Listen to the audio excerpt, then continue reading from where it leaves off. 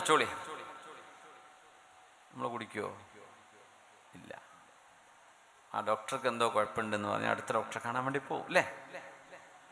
ഹിക്മത്ത് അറിയാതിരിക്കുമ്പോൾ നമുക്കത് ഫോളോ ചെയ്യാൻ ഒരു പ്രയാസമാണ്. എന്തിന് അല്ലാഹു റബ്ബുൽ ഇസ്സത്ത് പടച്ചവന് വലഹു അസ്ലിമു, പടച്ചവന് നിങ്ങൾ എന്ത് ചെയ്യണം? സബ്മിറ്റ് ചെയ്യണം, സമർപ്പിക്കണം. എന്ത് സമർപ്പിക്കുക എന്ന് പറഞ്ഞാൽ, യജമാനൻ അടിമയോട് പറയാണ്, നീ ഈ സ്റ്റേജ് എടുത്തിട്ട് തലയിൽ പൊക്കിയിട്ട് അങ്ങോട്ട് നടക്കണം, കുട്ടനാട് വരെ നടക്കണം എന്ന് പറഞ്ഞു. പടച്ചോനെ, ഈ സ്റ്റേജ് ഒരു പലക പോലെ എൻ്റെ തലയെടുക്കാൻ എന്നെ കൊണ്ട് കഴിയില്ലല്ലോ. എന്തിന് യജമാനെ വേറെ സ്റ്റേജ് അവിടെ കെട്ടി തന്നാ പോരെ എന്ന് അവിടെ ചോദ്യമില്ല. പറഞ്ഞത് ചെയ്യണം, തല കൊണ്ടൊന്ന് പൊക്കാനെങ്കിലും നോക്കണം. പറ്റിയോ ഇല്ലത് വേറെ വിഷയം. പറഞ്ഞതനുസരിക്കണം. അതാണ് ഉടമയും അടിമയും തമ്മിലുള്ള ബന്ധം. അങ്ങനെയാണ് അള്ളാഹും അബ്ദും തമ്മിലുള്ള ബന്ധം. പടച്ചവൻ പറഞ്ഞതനുസരിക്കുക, തിരിഞ്ഞാലും ഇല്ലെങ്കിലും. അപ്പോഴേ മുസ്ലിം ആവുള്ളൂ. അല്ലെങ്കിൽ നമുക്ക് തിരിയുണ്ട്. അല്ല പറഞ്ഞതിൻ്റെ ഉദ്ദേശം നോമ്പൊരുക്കൽ ഇപ്പോൾ ശരിയാണ്, തടിക്കൊക്കെ ഒന്ന് ഈ കൊളസ്ട്രോളും ഈ കല്യാണം തക്കാരത്തിനൊക്കെ പോയി ചോറ് വെച്ചിട്ടേ എന്തായാലും തടിക്കൊന്ന് ശരിയാവാൻ നല്ലതാണ്, നോമ്പായിക്കോട്ടെ. സക്കാത്ത് പിന്നെ പരസ്പരം സഹായം, അത് നിസ്കാരം പിന്നെ ഒരു കോൺസെൻട്രേഷന്, ഇങ്ങനെയൊക്കെ നമുക്ക് പലതും പറയാം. അപ്പം ഹജ്ജോ, എന്തിനാ ഹജ്ജ്? ഒന്നും മനസ്സിലാവില്ല. എന്തിനാ മക്കത്തൊക്കെ എന്നെ അല്ല വിളിച്ചത്? ഇവിടെ എവിടെയെങ്കിലും പോയാൽ പോരായിരുന്നു? എന്ത് സഫാ മറുവിൻ്റെ ഇടയിൽ എന്തുകൊണ്ട് കഅബയെ ഇടതുവശം ചേർത്ത് വെച്ച് തവാഫ് ചെയ്യണം, 7 തവണ ചുറ്റണം? എന്തിനാ ജംറ എറിയാൻ പറഞ്ഞത്? എന്തിനാ മുടി മുറിക്കണം, അല്ല ഹൽക്ക് ചെയ്യണം എന്ന് പറഞ്ഞത്? ഹിക്മത്ത് മനസ്സിലാവില്ല, ചരിത്രം മനസ്സിലാവും. ഇന്ന ചരിത്രമായി എന്ത് അള്ളാഹു ഫറലാക്കിയത്? ഇസ്ലാമിന്റെ അവസാനത്തെ 5ാമത്തെ റുക്കനാണിത്. ഹജ്ജ് കഴിഞ്ഞാൽ പിന്നെ ഇസ്ലാം പൂർത്തിയായി എന്നാ പറയാ. എന്താ സംഭവം എന്നറിയോ? അള്ളാഹു പറഞ്ഞത് ഞാൻ അനുസരിച്ചു. എന്ത് അവിടെ ചോദ്യമല്ല, അള്ളാഹ് എന്നോട് ചെയ്യാൻ പറഞ്ഞു, ഞാൻ ചെയ്തു. അതാണ് ഹജ്ജ് എന്ന് പറഞ്ഞാൽ. ഇസ്ലാം അങ്ങനെയാണ്. പടച്ചവനെ ബോധ്യപ്പെടുകയും ഖുർആൻ ബോധ്യപ്പെടുകയും ചെയ്യുന്നവരെ നമ്മുടെ ബുദ്ധി കൊണ്ടൊക്കെ ആലോചിക്കാം. ഖുർആൻ എന്തുകൊണ്ട് ഇങ്ങനെയാണ്? പുണ്യനബി ഞങ്ങളുടെ നുബുവത്തിനെ കുറിച്ച് മനസ്സിലാക്കണമെങ്കിൽ ചിന്തിക്കണം, ചരിത്രം പഠിക്കണം, ബുദ്ധി വേണം, ഒക്കെ വേണം. പക്ഷേ അള്ളാഹുവിന്റെ റസൂലാണെന്ന് ബോധ്യപ്പെട്ടു കഴിഞ്ഞാൽ ആ പറഞ്ഞതനുസരിക്കല. പിന്നെ അവിടെ ക്രിട്ടിക്കൽ ക്വസ്റ്റ്യൻസ് അവിടെ വരുന്നില്ല, ചെയ്യാൻ പാടുള്ളതുമല്ല. വിശുദ്ധ ഖുർആനിനെ ക്വസ്റ്റ്യൻ ചെയ്യാൻ പാടില്ല, ഖുർആനിലെ കണ്ടന്റുകളെ. പക്ഷേ ഖുർആനിലേക്ക് എത്തിപ്പെടുന്നത് വരേക്കും ചോദ്യങ്ങളാവാം.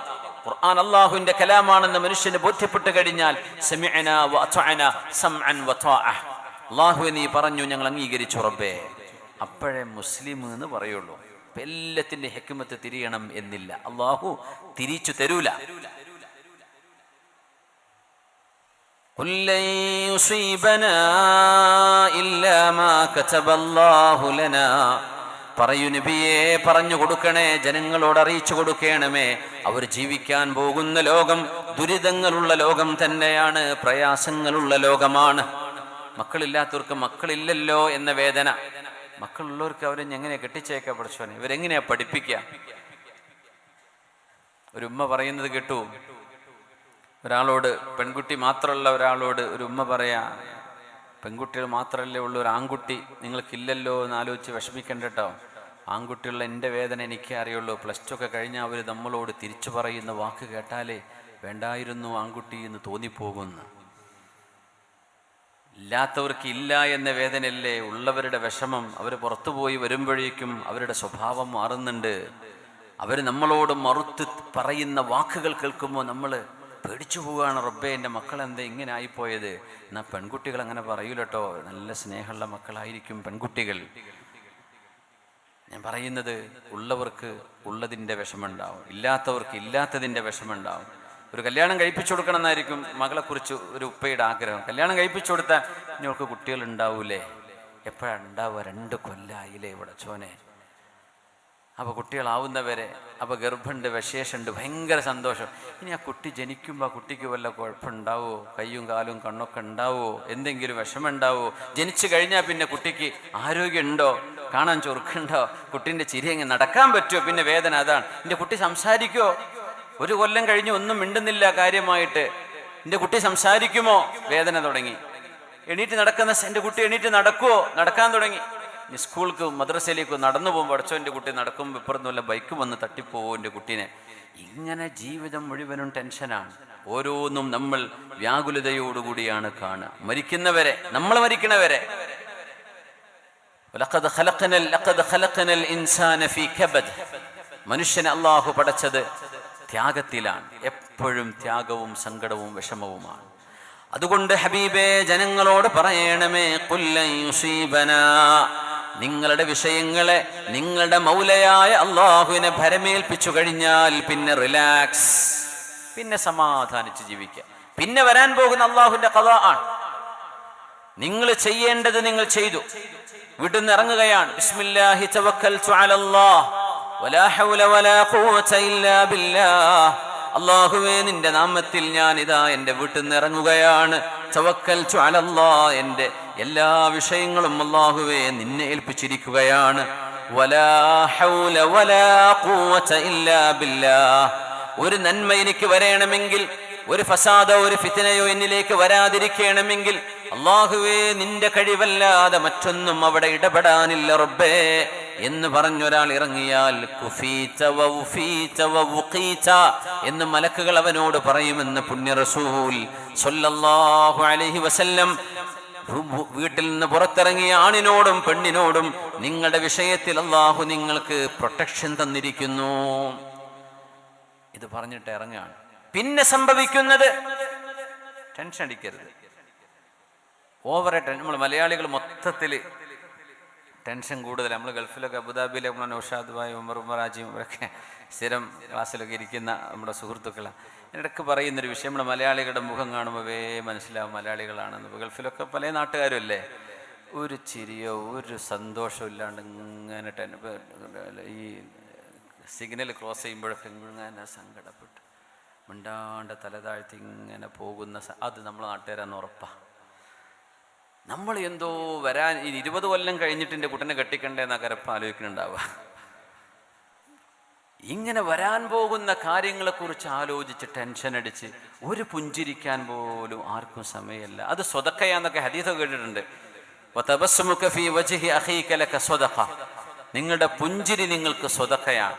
ആ സ്വതക്ക നമ്മൾ മലയാളി മുസ്ലിമീങ്ങൾ കിട്ടൽ വളരെ കുറവായിരിക്കും. എപ്പോഴെങ്കിലൊക്കെ ചിരിക്കാന്നല്ലാണ്ട് എപ്പോഴും ഒരു മനുഷ്യനോട്, ഒരാളെ കാണുമ്പോഴേ, ഒരങ്ങാടിയിലേക്ക് ഇറങ്ങുമ്പോൾ ഒന്ന് പുഞ്ചിരിച്ചിട്ട് നല്ല മുഖത്തോടുകൂടെയും എൻ്റെ പ്രശ്നമൊക്കെ തീർന്നിട്ടേ ഞാൻ ചിരിക്കുള്ളൂ എന്നിട്ട് തീരുമാനിച്ച പോലെ, അത് മരിക്കുമ്പോഴല്ലേ തീരുള്ളൂ. അതിൻ്റെ മുമ്പൊക്കെ ചിരിച്ചു കിട്ടേണ്ട പോലെ സുന്നത്തുകൾ നമുക്ക് നഷ്ടപ്പെടില്ല. എത്രയോ സ്വതക്കകൾ നമ്മൾ ഒരാളുടെ മുമ്പിൽ ഇങ്ങനെ, ഞാൻ ഇപ്പം പ്രസംഗിക്കുമ്പോൾ ഭയങ്കര ടെൻഷൻ അടിച്ച് ഇങ്ങനെ പറയാം, നിങ്ങളുടെ മുഖമൊക്കെ ഇങ്ങനെ മാറുന്നത് എനിക്ക് ഇവിടുന്ന് കാണാൻ പറ്റും.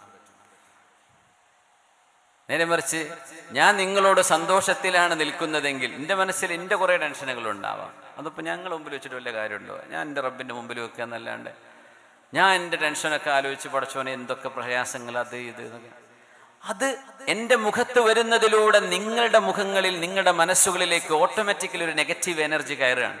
അപ്പം നിങ്ങൾക്കും സങ്കടാവുകയാണ്. രാവിലെ എണീക്കുമ്പോഴേക്കും അൽഹംദുലില്ലാഹ്, എന്തൊരു നല്ല ദിവസമല്ലേ, അള്ളാഹുവിന്റെ ദിവസം, യൗമുൻ ജദീദ്, ഇതൊരു പുതിയ ദിവസമാണ്, പുതിയ അമലുകളാണ് ഇന്ന് ചെയ്യാൻ പോകുന്നത്. ഇന്നത്തെ ദിവസം നമുക്ക് നല്ല ഖൈറായ അമലുകളെ കൊണ്ട് നന്നായിട്ട് മുതലെടുക്കണം, നല്ല ദിവസമാണ് എന്ന് പറഞ്ഞ് നിങ്ങളുടെ കൂട്ടുകാരെ കണ്ടുമുട്ടുന്നൊരു നേരവും. നേരെ മറിച്ച് ഒരു കോണമല്ല, ദാ ഇങ്ങനെ ഉണരണ് മരിക്കണ് ജീവിക്കണ് നല്ലാണ്ട് എന്ത് ജീവിതം, എന്ത് രാവിലെ, എന്ത് വൈകുന്നേരം, നയാ പൈസ കയ്യിലില്ല എന്ന് പറഞ്ഞ് നെഗറ്റീവായിട്ട് ഒരു മെസ്സേജ് കൊടുക്കുന്ന ഒരു മനുഷ്യനും രണ്ടും തമ്മിൽ വ്യത്യാസമുണ്ട്. ചില സദസ്സുകളിൽ നമ്മൾ ഇരിക്കുമ്പോൾ പറയും, ആ മനുഷ്യൻ അവിടെ വന്നിട്ടില്ലായിരുന്നെങ്കിൽ സമാധാനായേനെ, അയാൾ എന്തിനാ അവിടെ വന്നത്? ചില ആളുകൾ അവിടെ കണ്ടില്ലെങ്കിൽ എന്തേ അയാൾ വരാതിരുന്നത്? അയാൾ വരേണ്ടിയിരുന്നു അവിടെ. എന്ത് രസമായിരിക്കുമല്ലേ അവരുടെ സാന്നിധ്യം, അവരുടെ വർത്തമാനം കേൾക്കാൻ, അവരുടെ കൂടെ ഇരുന്ന് സംസാരിക്കാൻ. ചില ആളുകളുടെ വർത്തമാനങ്ങൾ നെഗറ്റീവായി, എപ്പോഴും കുറ്റവും വിഷമവും ഇതന്നെ പറയുന്ന ആളുകളുണ്ട്. ചില ആളുകൾ ആ വിഷമങ്ങളൊക്കെ അള്ളാഹുവിൻ്റെ മുമ്പിലേക്ക് മാറ്റിവെച്ച് ജനങ്ങളോട് സന്തോഷം പറയുന്ന ആളുകൾ. ഈ രണ്ടാമത് പറഞ്ഞതിലാ നമ്മൾ പെടേണ്ടത്. എന്തുകൊണ്ടെന്നറിയോ? ഖുൽ, പറഞ്ഞു കൊടുക്കുക നബിയേ, ലൻ യുസീബനാ ഇല്ലാ മാ കതബല്ലാഹു ലനാ. നമ്മൾ ഭൂമിയിലേക്ക് ജനിക്കുന്നതിന്റെ എത്രയോ ആണ്ടുകൾ എന്ന് പറഞ്ഞൂടെ, സഹസ്രാബ്ദങ്ങൾക്ക് മുമ്പ് അല്ലാഹു തആല രേഖപ്പെടുത്തി വെച്ച ചില ഖദറുകളിൽ എന്തൊക്കെയാണോ റബ്ബ് രേഖപ്പെടുത്തിയത്, ആ ഖലാഉകൾ മാത്രമേ നമുക്ക് സംഭവിക്കുകയുള്ളൂ എന്നല്ലാതെ ആര് വിചാരിച്ചത് കൊണ്ടോ ആരെന്തെങ്കിലും പ്ലാൻ ചെയ്തതുകൊണ്ടോ ആരുടെയെങ്കിലും ഗൂഢമായ ചില ചിന്തകളെ കൊണ്ടോ ഒന്നുകൊണ്ടും അല്ലാഹുവേ എന്റെ ശരീരത്തിനോ എന്റെ ഇസ്സത്തിനോ എന്റെ കുടുംബത്തിനോ എന്റെ പ്രവൃത്തികൾക്കോ തടസ്സമാവാൻ ആരെ കൊണ്ടും കഴിയില്ല. എന്നാൽ അല്ലാഹുവേ, നീ എങ്ങാനും ഒരു ഖളാ എനിക്ക് നിശ്ചയിച്ചു വെച്ചിട്ടുണ്ട് എങ്കിൽ അത് തട്ടി മാറ്റാനും ആരെ കൊണ്ടും കഴിയില്ല. റബ്ബേ ഹുവ മൗലാനാ, ആ അല്ലാഹുവാണ് നമ്മുടെ സംരക്ഷകൻ. ആ റബ്ബ് നമ്മുടെ സംരക്ഷകനാണ്. സംരക്ഷകനായ റബ്ബ് നമുക്ക് വേണ്ടി നൽകുന്ന ഓരോന്നും അതിൻ്റെതായ ഫലമുണ്ടാക്കും. ഒരു ഡോക്ടർ കുട്ടിക്ക് ഇഞ്ചക്ഷൻ കൊടുക്കുന്ന പോലെ ഇഞ്ചക്ഷൻ വേദനയാണ്, പക്ഷേ വരാൻ പോകുന്നതിന് സംഭവിച്ചു കൊണ്ടിരിക്കുന്നതിന് സാധ്യതയുള്ള ചില അസുഖങ്ങൾക്കുള്ള പ്രൊട്ടക്ഷനാണിത്. വേദനയാണ്, പക്ഷേ വേദനയിൽ ഹുവ മൗലാന, അല്ലാഹു നമ്മുടെ സംരക്ഷകനല്ലയോ? അവൻ തരുന്ന വേദനക്ക് മധുരമുണ്ട്. ഒരു കുഞ്ഞൊരു ഉമ്മാക്കും ഉപ്പാക്കും മരണപ്പെടുകയാണെങ്കിൽ ഫഹ്തസബാ, അവ രണ്ടുപേരും അല്ലാഹുവേ നിന്റെ ഒരു പരീക്ഷണം സംഭവിച്ചു റബ്ബേ, ആ പരീക്ഷണത്തിൽ ഞങ്ങൾ നിന്നിൽ നിന്ന് പ്രതിഫലം പ്രതീക്ഷിക്കുന്നുണ്ട് റബ്ബേ എന്ന് പറയുകയും വഹമിദ, അള്ളാഹുവിന്റെ തീരുമാനത്തിൽ മനസ്സിന് വെറുപ്പില്ല എന്ന് അള്ളാഹുവിനെ ബോധിപ്പിച്ചുകൊണ്ട് അൽഹംദുലില്ലാഹ് എന്ന് ഉമ്മയും ഉപ്പയും പറയുക കൂടി ചെയ്താൽ അള്ളാഹു തആല സ്വർഗലോകത്ത് ബൈത്തുൽ ഹംദ്, സ്തുതി പറഞ്ഞതിന് കിട്ടുന്ന വീട് എന്ന് പറയുന്ന വലിയൊരു കൊട്ടാരം, കുഞ്ഞുങ്ങൾ മരിച്ചുപോയതിൽ നൊമ്പരപ്പെടുന്ന ഉമ്മമാർ അള്ളാഹുവിന്റെ ഖളാഇൽ മനസ്സുകൊണ്ട് സമർപ്പിതമാവുകയും അള്ളാഹുവിനോട് അൽഹംദുലില്ലാഹ് റബ്ബേ, നീ ചെയ്തത് ഖൈറ് തന്നെയാണ് അള്ളാഹുവേ, ഞങ്ങൾക്ക് വേദനയുണ്ട്, വിഷമമുണ്ട്, എന്നാൽ നീ ചെയ്തത് ഖൈറാണ് എന്ന് അള്ളാഹുവിന്റെ മുമ്പിൽ നമ്മൾ ബോധിപ്പിക്കേണ്ട നേരമാണത്. അത് ചെയ്യുന്നവർക്ക് ബൈത്തുൽ ഹംദ് എന്ന കൊട്ടാര വീട് അല്ലാഹു നൽകുമെന്ന് നബിയുനാ റസൂലുള്ളാഹി സ്വല്ലല്ലാഹു അലൈഹി വസല്ലം. വൃദ്ധയായൊരു ഉമ്മ തഫൂറു ബിൽ ഹുമ്മാ, ആ ഉമ്മാക്ക് ശക്തമായ പനിയാണ്. പനി പിടിച്ച ആ ഉമ്മ പനിയെക്കുറിച്ച് ഇങ്ങനെ ചീത്ത വിളിച്ചുകൊണ്ടിരിക്കുന്ന നേരത്ത് പുണ്യ റസൂൽ സ്വല്ലല്ലാഹു അലൈഹി വസല്ലം തങ്ങൾ ആ ഉമ്മയുടെ അരികത്തുകൂടെ കടന്നു പോകുമ്പോ പറഞ്ഞു, ഉമ്മാ, നിങ്ങൾ പനിയെ കുറ്റം പറയില്ലിൻ, ലാ തൽഅനീ, പനിയെക്കുറിച്ച് ശാപവാക്ക് പറയില്ലിൻ, പനി ക്ഷീണമാണ്, പനി ബുദ്ധിമുട്ടാണ്. അള്ളാഹു നമ്മുടെ രോഗികൾക്കൊക്കെ എല്ലാവർക്കും അള്ളാഹു ശിഫ നൽകട്ടെ. പുണ്യനബി വഫാത്തായത് പനി ബാധിച്ചുകൊണ്ടാണ് സ്വല്ലല്ലാഹു അലൈഹി വസല്ലം. ശിഫ അള്ളാഹു നൽകട്ടെ.